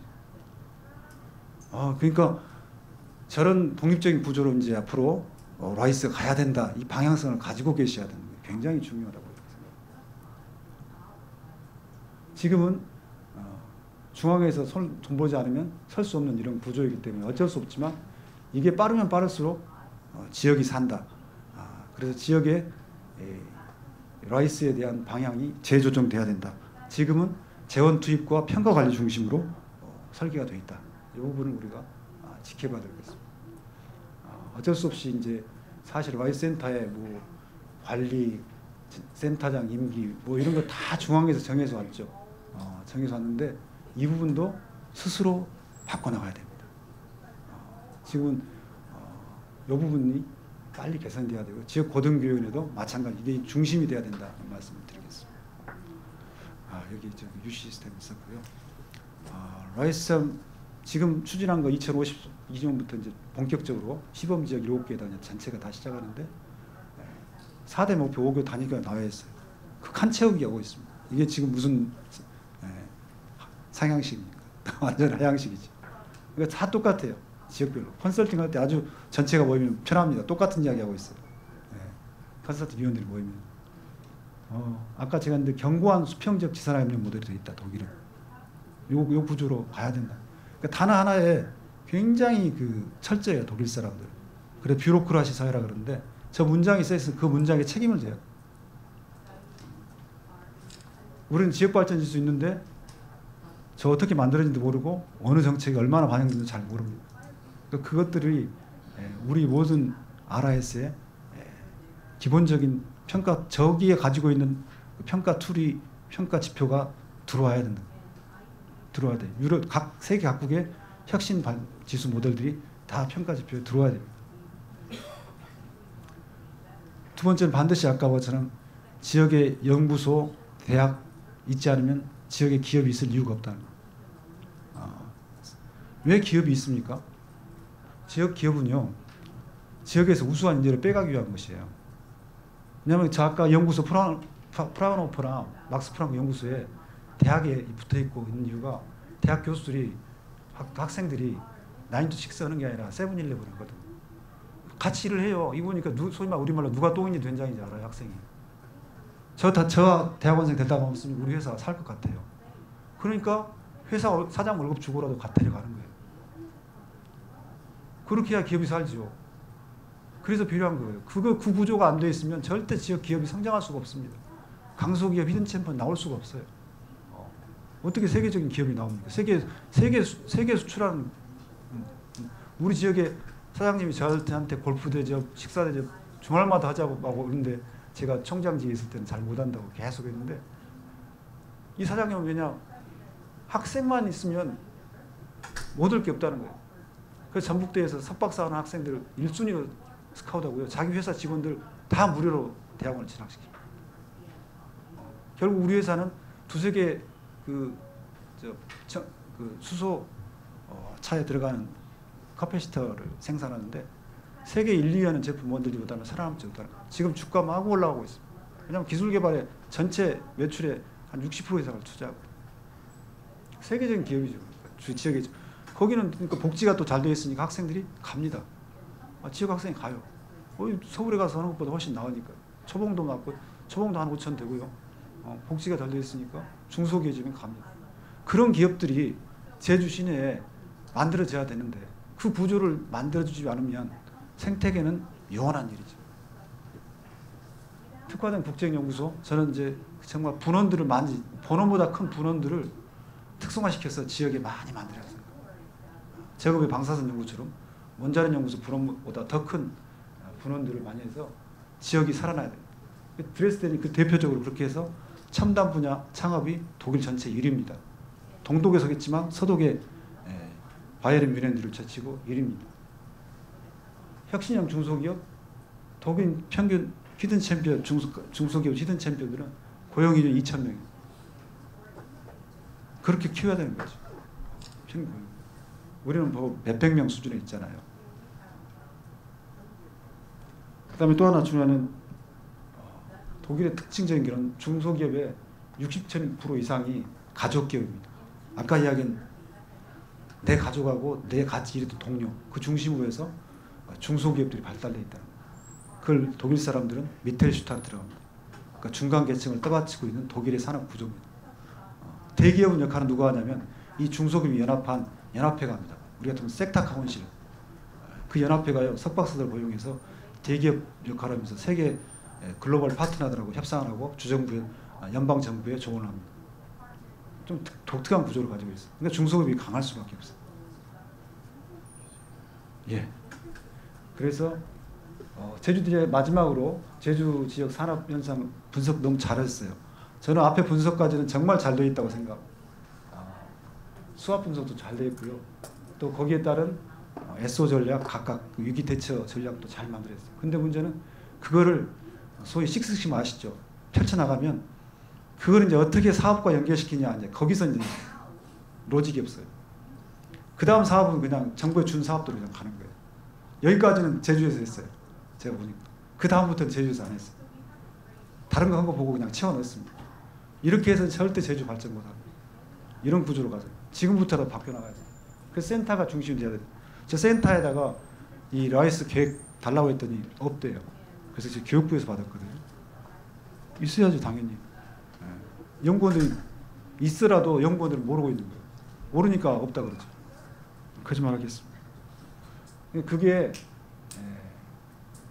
정말 이 앞에 비전 체계 이런 거 다 잘 만들어 놓고 밑에 가서는 하부 구조가 다리가 없어서 안 움직이는 제목들 정말 잘했어요. 4개 정부의 중거에다가 하나 더 기반고도 하나 집어넣으셨더만 뭐 이렇게 할 수 있습니다. 그래서 저는 앞에 4개도요 모두 같을 필요 없다고 생각합니다. 이 제주에 맞게 대부분이 들어가고 하나 정도, 2개 정도가 중앙 구조에 맞게 들어가야 되고 바뀌어야 된다고 생각합니다. 그게 상향식. 같다고 생각하면 제주하고 모든 여건이 다른 지역이 같다는 거 말이 안 됩니다. 그래서 마지막입니다. 시사점이죠. 이런 라이스가 고등교육이랑 결합해서 독립적인 구조 형태를 가질 때 지역 혁신이 출발할 수 있다는 생각을 하고요. 그건 조기에 갈 수 있도록 전국의 라이스 센터장들이 모여서 중앙정부에 건의하고 중앙의 라이스가 그런 역할을 할 수 있도록 제도적인 배려를 빨리 만들어달라 이런 요청을 하셔야 될 거예요. 그 다음에 정말 핵심 기술을 개발할 수 있는 대학과 연구소가 기업이 지역에 만들 수 있도록 그분들하고 자주 정말 만나서 사장님들하고 핵심적인 교수들하고 관계자들이 만나서 정말 어떻게 하는 것이 기초부터 할 것인가에 대해서 깊은 논의를 해야 돼요. 바닥 주주들부터 그렇고 해야 돼요. 남 볼 필요 없습니다. 그 시간이 너무 아깝습니다. 그래야지 하나라도 두 개라도 생깁니다. 그다음 여러 부처 사업들이 우리는 막 다 칸막이식으로 아직도 다루고 있어요. 그걸 어떻게 모아서 집중시킬 것인가. 연구 그룹을 여기서 수소 바이오 쪽은 사실 제주대학도 없고 제주에 있는 세계대학 아무도 없는데 수소 그린 에너지 전달했는데 어떻게 할 것인가. 공유 연계해서 할 것인가. 아니면 뭐 카이스트나 어디하고 할 것인가. 이런 것들을 하기 위해서 돈을 어떻게 재원을 투자하고 협력할 것인가. 이 부분에 우리 센터장님이나 도의 관계자들이 머릿속에 들어와 있어야 돼요. 그거 안 들어와 있는데 어떻게 지역 혁신이 됩니까? 그래서 오늘 뭐 제가 다 할 수는 없는데 라이스 플랫폼을 강하기 위해서 지금 현재 우리가 좀 더 고민해야 될 부분 좀 정리해서 살펴보도록 하겠습니다. 좋은 시간이기를 기대하겠습니다. 고맙습니다.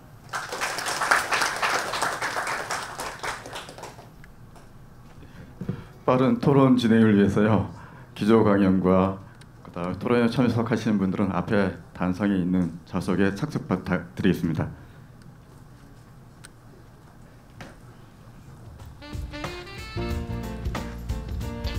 토론 좌장은요. 김윤환 서울대학교 교수님께서 진행을 하시겠습니다. 김윤환 교수님 부탁드리겠습니다.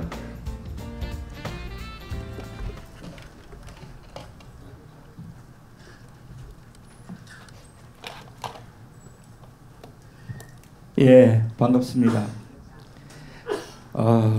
제주가 제주특별자치도인데 강원대학교의 강원특별도하고 전라북도의 전라특별도까지 포함하는 두 개 특별도의 총장님께서 직접 발표를 해주셨습니다.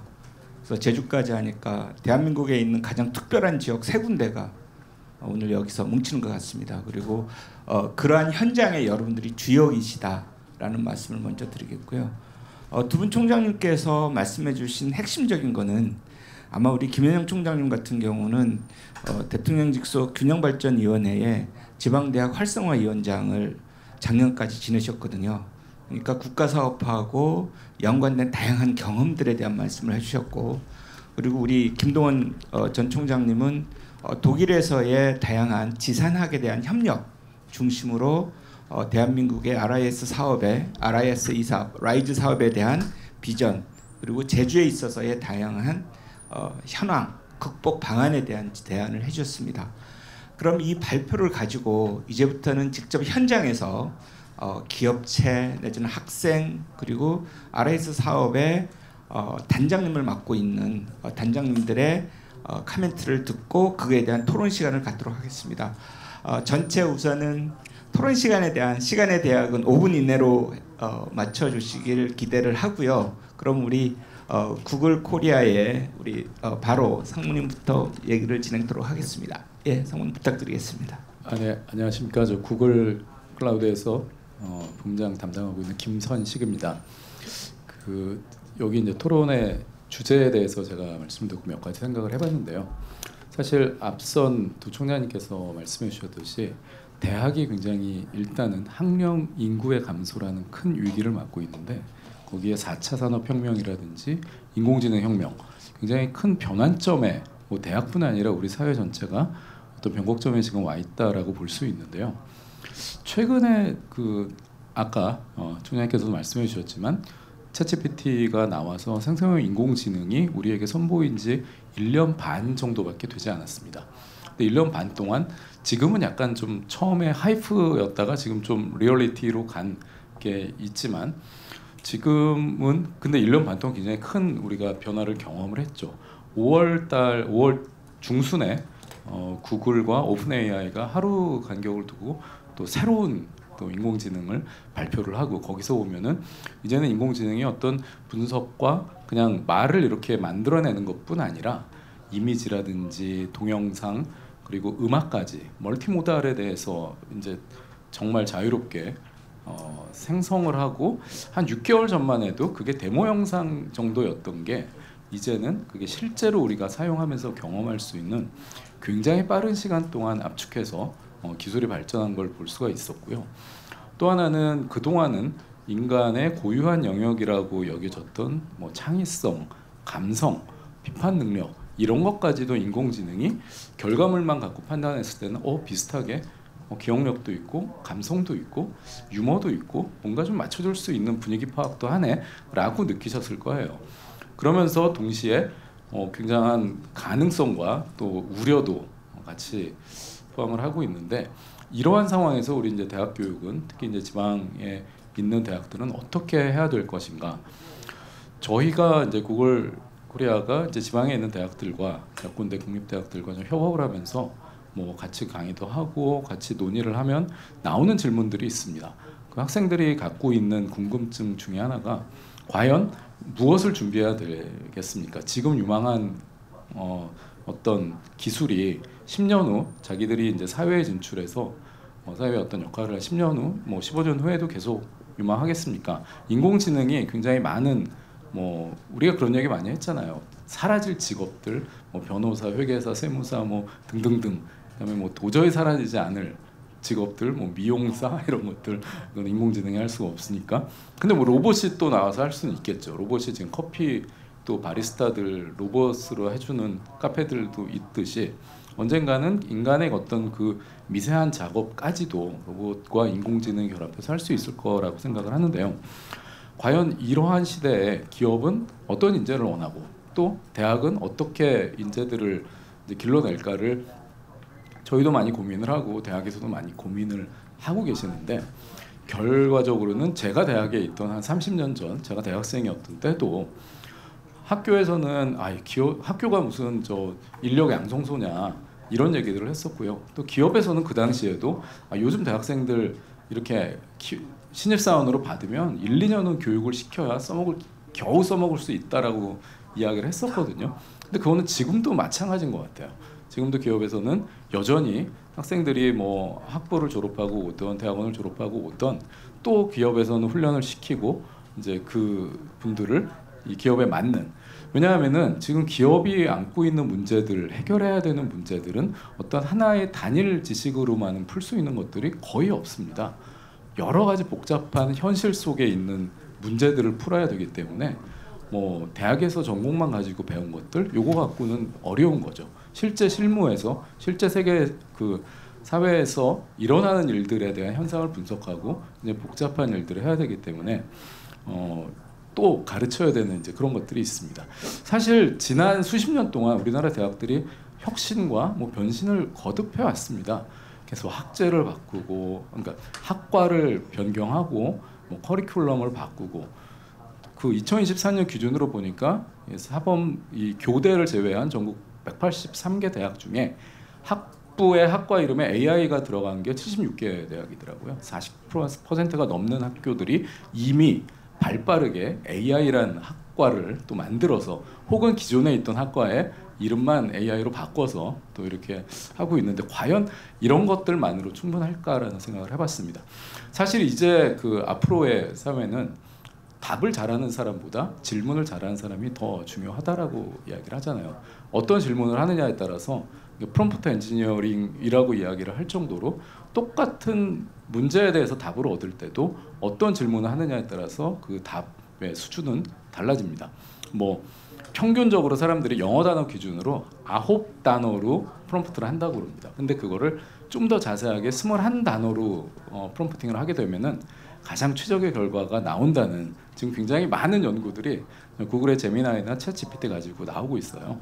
그래서 이런 것들을 우리 대학에서도 과연 우리 대학들은 또 우리 학생들은 질문을 잘할 수 있는 사람 앞으로, 왜냐하면은 이 기술은 계속 바뀌기 때문에 학부를 새로 만들어서 학과를 만들어서 커리큘럼을 새로 만들고 그러면은 그거는 이미 그렇게 만들어서 들어오는 학생들이 사회에 진출하려면 10년 걸리거든요. 그러니까 그거를 또 10년 후에는 어떻게 될지 모릅니다. 따라갈 수가 없는 거죠. 왜냐하면 대학의 대응이라는 거는 후행적일 수밖에 없기 때문에. 그래서 결국은 본질적인 문제로 돌아가야 될 것 같고요. 대학에서는 정말로 질문을 잘할 수 있는 사람.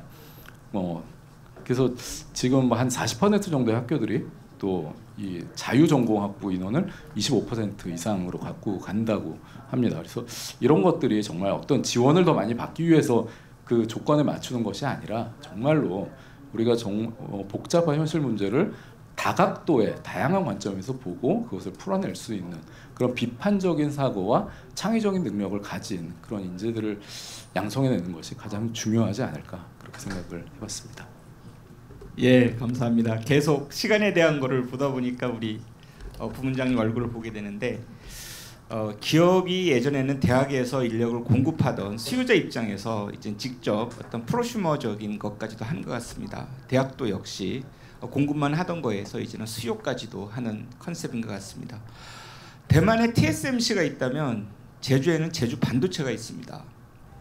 제주 반도체가 이전한 지 20년이 됐습니다. 20년 동안 제주에서 제주의 출신보다 제주를 더 사랑하고 제주에서 모든 제주도 수출 품목의 70-80% 이상을 차지하는 제주 반도체 우리 조영석 대표님을 통해서 과연 대학하고의 연계, 대학에 바라는 게 그리고 제주 도정에 바라는 전체적인 RISE 사업에서의 그 토론을 부탁드리겠습니다. 예, 대표님. 예, 제주 반도체 조영석입니다.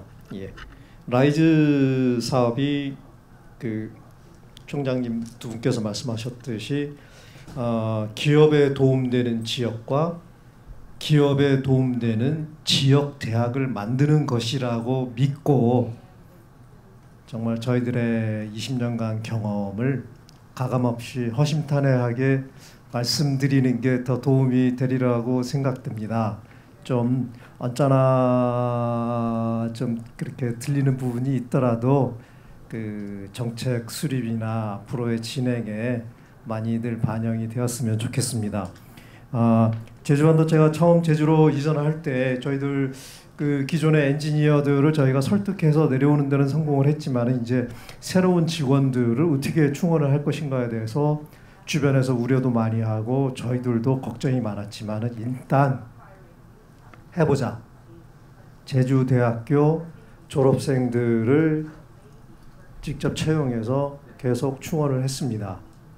처음에 몇 년간은 그 설계 쪽에 엔지니어로 충원한 학생들이 적응하지 못하고 이탈하는 그런 현상도 벌어졌지만 이게 5년, 10년, 20년이 되면서 어느 정도 안정을 찾은 것 같습니다. 예,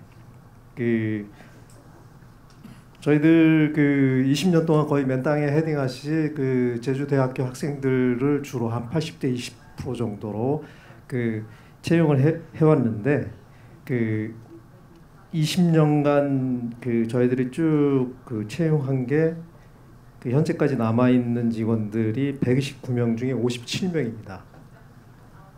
그 2005년에 들어온 직원이 그 엔지니어 1명, 그 다음에 그 영업직에 1명 해가지고 부장으로 지금 현재 재직 중에 있고요.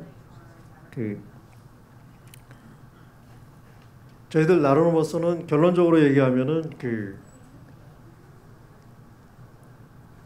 제주에서 계속 살아갈 청년들을 인재로 만들어 달라는 게 저희 제주에 있는 기업들의 희망 사항입니다.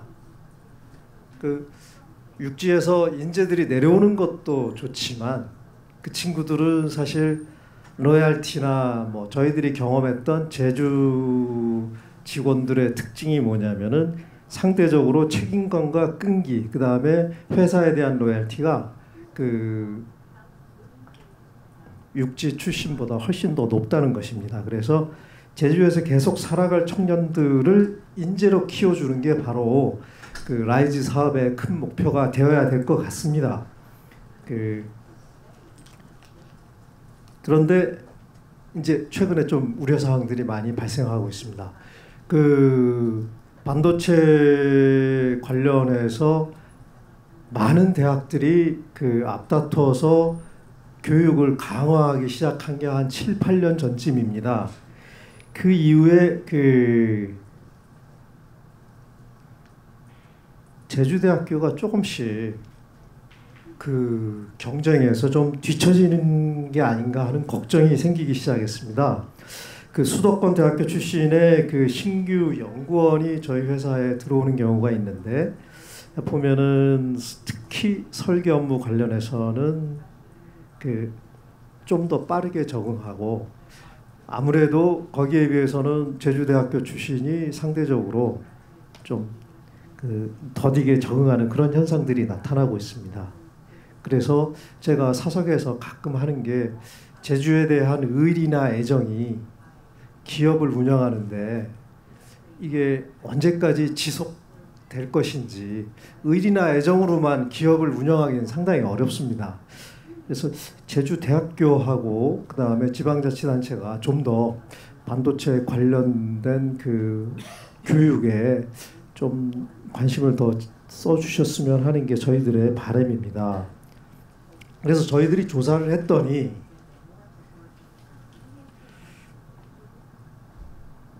그 수도권의 그 대학교 출신들은 그 대학교를 다니면서 반도체 설계의 기초에 해당하는 그 회로 이론에 대한 심화 학습을 받았고 또한 학교에 랩이 많이 있어요.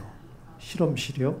아까 총장님께서도 뭐 학교에 실험실이 있어야 되는 게 대학에는 특히 근데 과연 제주대학에는 반도체의 그 전 공정 중에 일부 공정이라도 커버가 되는 랩이 있는지를 한 번 더 체크는 해야 될 것 같습니다.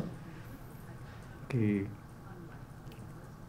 보면은 그 설계가 어느 정도 포함되어 있는 그 반도체 랩이 있는 대학교에서 그 랩에서 그 학습을 받은 그 학생들은 기업에서 훨씬 더 적응하기가 쉽고 그런 랩 경험이 없는 학생들은 기업에 들어와서 적응하려면 저희가 또 교육을 해야 됩니다. 온라인 교육을 시키거나 아니면은 그 반도체 연구소나 이런 데서 하는 강의를 듣게 해야 되는데 그게 1, 2년 뒤처지다 보면은 이게 쌓이면은 기업에서는 결국은 제주대학교 학생들 채용하기 어려워지는 상황이 벌어질 수가 있을 것입니다. 그래서 또 그 이면에는 어떤 게 있냐면은 바로 트랙입니다. 트랙의 함정. 그 제주에 올리는 반도체 산업은 그 환경을 침해하지 않는 팹리스 반도체 기업 아니면은 디자인 하우스 등이 제주도에서 정착할 수 있는 반도체 기업군인데 이것을 타겟으로 해서 제주대학교의 전자공학과나 뭐 전기전자 계열의 그 어떤 커리큘럼이 조정이 돼야 되는데 이거하고는 무관하게 무슨 제조공정이나 웨이퍼를 만드는 제조공정이나 이런 거 관련해서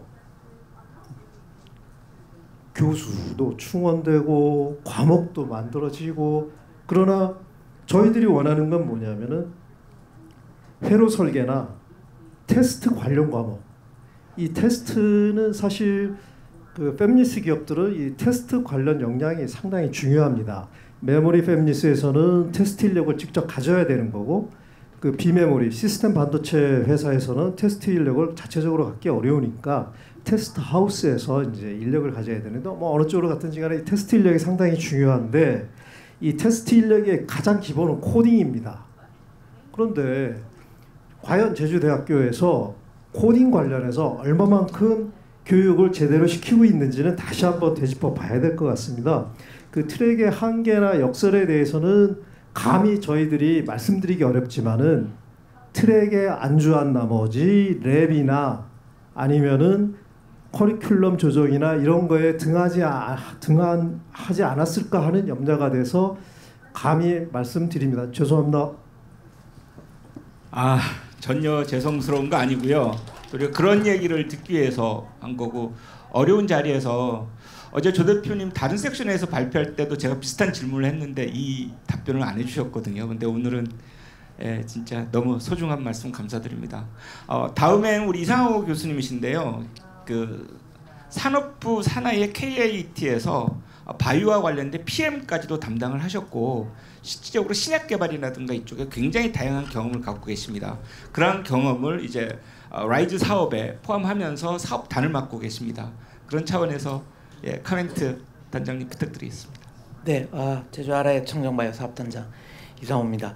사업단장 이전에 제주대 교수로서 옆에 조 대표님 말씀에 자불안석이어서 상당히 얼굴을 들 수가 없는데요. 뭐 사실 맞습니다. 사실 고등교 교육이 위기고 그다음에 학령 인구가 감소된다는 위기감을 느끼면서도 여전히 대학은 이렇게 어떻게 말하면 좀 철옹성처럼 이렇게 움직이지 않는 하나의 단단한 조직으로 있는 것도 사실인 거고요. 그런 것들이 뭐 항상 뭐 대학의 위기를 이야기할 때 벚꽃 순서라고 이야기하는데, 그만큼 수도권에서 멀어지면 멀어질수록 또 그런 장벽이 높은 것도 사실인 것 같습니다.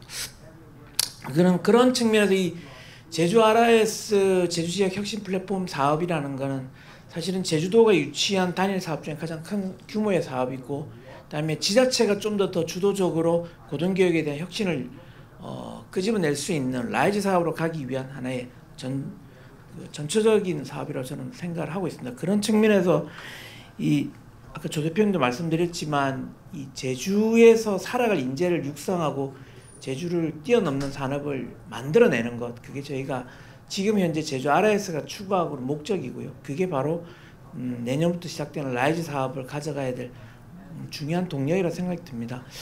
그런 측면에서 지금 저희가 하고 있는 이 모든 것들, 사실 제주도 아이들 70%가 제주 대학이나 아니면 인근 대학을 다니거든요. 근데 그 아이들이 졸업하고 거의 대부분 육지로 가려고 합니다. 그것도 제가 사실은 솔직히 고민을 좀 많이 해봐야 되는 거거든요.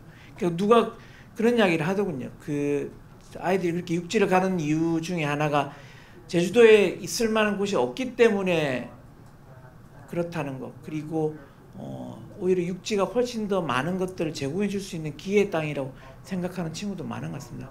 근데 저는 개인적으로 저희가 좀 더 아까 조 대표님 말씀하신 것처럼 기업이 원하는 교과과정, 그다음에 커리큘럼을 만들고 고민하고 같이 만들어갈 수 있는 하나의 플랫폼이 있다면, 그런 부분들이 학생들이 훨씬 더 기업이 원하는 아이들을 만들어낼 수 있는 교육과정을 만들어갈 수 있지 않나 생각이 들고요. 사실 그런 측면에서는 뭐 저 포함해서 많은 교수님들이 반성도 많이 해야 되는 부분이라고 생각됩니다. 본인이 갖고 있는 전공에만 몰입하지 말고 필요하다면 기업이 필요한 학업도 만들어내고 학습도 하셔야 된다는 것도 저는 그렇게 생각을 하고 있습니다. 그리고 대학이 갖고 있는 가장 큰 벽 중에 하나가 단과대학 중심으로 움직이다 보니 그 단과대학이 서로가 서로를 견제하는, 서로 융합하지 못하고 좀 더 그렇게 가는 약간 형태의 그런 부분의 장벽도 저는 반드시 없어져야 된다고 생각됩니다. 그런 부분들을 좀 해결해 줄 수 있는 게 이런 이 제주 지역 혁신 플랫폼이 해야 되는 책임이라고 생각이 들고, 그런 부분에서 세계 하나의 대학 교육 혁신본부와 그다음에 세계 핵심 분야인 청정바이오, 그린에너지, 미래 모빌리티, 진행 서비스 이 사업단이 해야 되는 중요한 역할이라고 생각이 듭니다. 그런 부분들이 제주의 앞으로의 100년 교육을 이끌어갈 수 있는 하나의 중요한 마중물의 생각이 들고 있고요. 그런 측면에서 이 제주 RIS의 미래 비전이라고 이야기를 한번 제안을 드린다면, 제주 RIS는 결과적으로 교육을 잘하기 위해서 그 교육, 지산, 학, 연, 관이 함께하는 하나의 원팀으로 만들어갈 수 있는 하나의 중요한 플랫폼을 만들어가는 시기지 않나 싶습니다. 제주도를 누가 이야기를 하면 제주도는 우리나라에서 가장 좋은 테스트베드의 성지거든요. 가장 실증을 잘할 수 있는 거거든요. 그만큼 아이솔레이트되고 데이터의 컬렉션이 가장 잘 되어 있다고 봅니다. 그런 것처럼 이 RIS 플랫폼도 라이즈로 갈 때 가장 잘할 수 있는 테스트베드, 제대로 보여줄 수 있는 하나의 플랫폼이 되지 않을까 생각이 들어서 앞으로 제가 이 제주 RIS 또는 라이즈의 어떤 책임을 맡고 있는 동안은 꼭 그런 부분들이 완성될 수 있도록 해서 다음번 이런 행사가 있을 때는 조 대표님이 제주도나 제주도를 칭찬할 수 있는 그런 하나의 결과물을 만들어 하겠습니다. 네, 이상입니다. 감사합니다. 네, 감사합니다, 단장님. 굉장히 중요한 말씀하셨고요. 여러분들이 증인이십니다. 다음은 RIS 사업에 실질적으로 참여하고 있고 자기 맞춤형, 자기 수요형을 강조하면서 다양한 요구 사항이 있을 것 같습니다. 우리 현재 약학대학의 3학년 우리 송유빈 학생을 통해서 듣도록 하겠습니다. 예, 부탁드릴게요. 네, 약학대학 3학년에 재학 중인 송유빈입니다. 앞서 말씀해 주셨던 것처럼 대부분의 학생들이 그렇듯 15년간 제주도에서 학생의 신분으로 거주하고 있는 동안 저 또한 졸업 후에 제주도를 떠나서 수도권으로 진출을 해서 자리를 잡는 것을 성공이라고 여겨왔습니다. 그러나 RIS 사업이 일환으로 진행된 프로그램에 참여하면서 이러한 관점이 크게 변화하게 되었습니다. 특히 제주도에 기반을 둔 기업들과 상호작용을 하는 과정에서 제주도가 현재 발전을 향해 나아가고 있다는 것을 알게 됐고 저 또한 그런 발전에 꼭 기여하고 싶다는 생각을 하게 됐습니다. 이러한 과정에서 제주도민으로서 그리고 제주대학교 약학대학 학생으로서 어떠한 고민을 갖고 제주도의 발전에 어떠한 방향으로 도움을 줄 수 있는지에 대해 생각해 볼 수 있었습니다. 프로그램에 참여했던 학생의 입장에서 바라는 점 3가지를 준비했는데 시간 관계상 가장 중요하다고 생각하는 한 가지만 말씀드리도록 하겠습니다. 기업과 대학교, 더 나아가서 기업과 대학생 간의 연계를 더욱 강화하는 것이 중요하다고 생각을 합니다. 현재 제주도 내에서는 대학생들이 개인의 역량을 강화하기 위한 프로그램에 참여하는 데 명백한 한계가 존재한다고 생각합니다. 이는 학생들이 다양한 전문성을 기르고 경험을 쌓는 데 그러니까 장애물이라고 생각을 합니다. 따라서 기업과의 협력을 더욱 촉진한다면 학생들에게 보다 풍부한 기회를 제공할 수 있을 것입니다. 제주도는 타 지역에 비해 기업 및 공공기관의 수가 적어서 청년들의 취업 기회가 제한적인 것이 사실입니다. 기업과 대학 간의 연계를 강화한다면 학생들은 제주도 내에서도 충분한 기회를 찾을 수 있을 것이며 취업에 대한 고민을 덜 수 있을 것입니다. 또한 기업의 입장에서는 돈의 인재들을 만나고 기업의 목표와 비전에 부합하는 인재들을 미리 육성할 수 있는 기회를 갖게 됩니다. 이를 위해 기업과 대학 간의 협력 프로그램을 확대하고 인턴십 및 현장 실습 기회를 적극적으로 제공하며 기업과 학생 간의 멘토링 프로그램을 활성화하는 것 등의 구체적인 방안이 필요합니다. 시간 관계상 여기서 마치도록 하겠습니다. 감사합니다.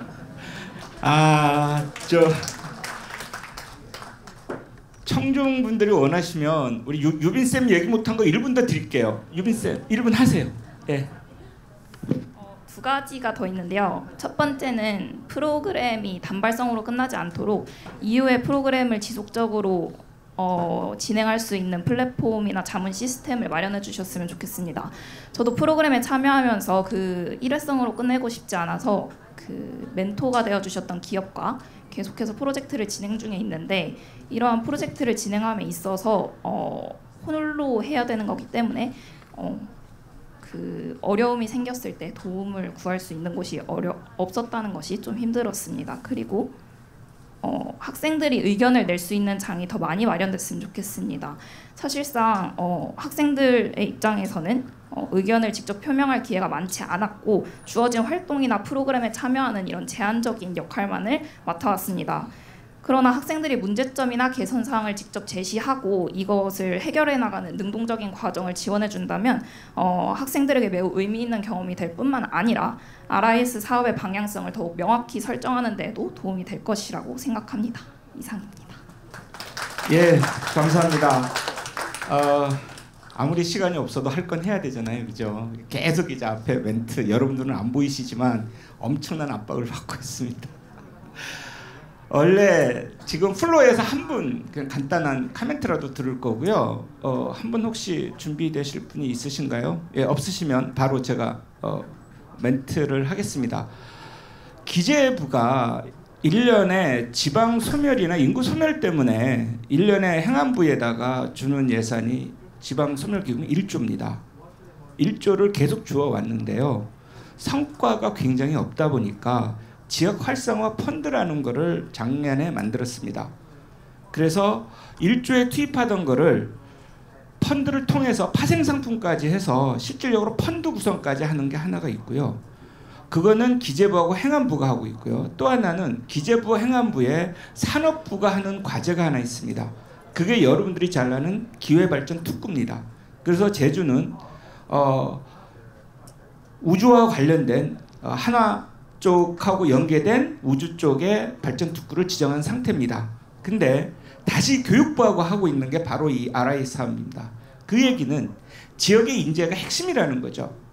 인재가 없는 지역은 아무런 의미가 없고 지속 가능성이 없다는 거죠. 그래서 신용복 선생님이 이 세상에서 제일 어려운 여행이 있다. 그게 머리에서 가슴까지 가는 여행이다라는 얘기를 했었습니다. 머리의 합리성과 가슴의 포용성이 있다는 거죠. 감성이 있죠. 근데 저는 여기서 한 말씀을 더 드리고 싶습니다. 그게 손과 발로 가야 된다는 얘기죠. 실천이라는 얘기죠. 손으로 만지고 발로 현장에 뛰어야 된다는 거죠. 그 현장이 바로 지금 우리가 같이 있는 것이고 오늘 두 분 총장님 그리고 대표님 두 분 단장님 학생까지 해서 하나같이 내걸었던 것은 뭘까요? 접속과 접촉이었죠. 온라인을 통한 접속과 오프라인을 통한 접촉이었죠.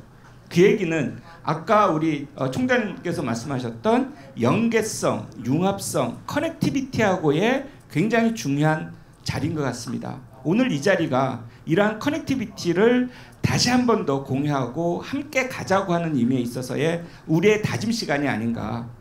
이거를 통해서 우리가 반응을 해야 돼요. 리스폰스를 해야 되고 그러한 반응을 할 수 있는 어빌리티, 능력이 있어야 된다는 거죠. 그러면 리스폰스하고 어빌리티가 합치면 뭐가 되죠? 리스폰서빌리티, 즉 책임이라는 게 든다는 거죠. 제주에 대한 책임을 누가 지는 거예요? 우리가 지는 거고 우리가 현장에서 우리한테 끝까지 해야 된다는 거죠. 그래서 오늘 이 시간이 우리의 모든 것을 다짐하는 그런 시간이 됐으면 좋겠고 우리 두 분 총장님한테 1분씩이라도 드리려고 그랬는데 죄송합니다. 그리고 혹시나 가능하면 우리 김명 부센터장님 계시니까 사업단에서 오늘 발표한 자료는 사업단을 통해서 원하는 분들한테는 PDF 파일로 공유를 할 수 있도록 제가 부탁을 다시 한 번 더 드리고요. 사업단으로 연락 주시면 그렇게 하도록 하겠습니다. 끝까지 함께 해주신 모든 분들께 다시 한번 감사의 말씀을 드리면서 박수로서 섹션을 마치도록 하겠습니다. 수고하셨습니다.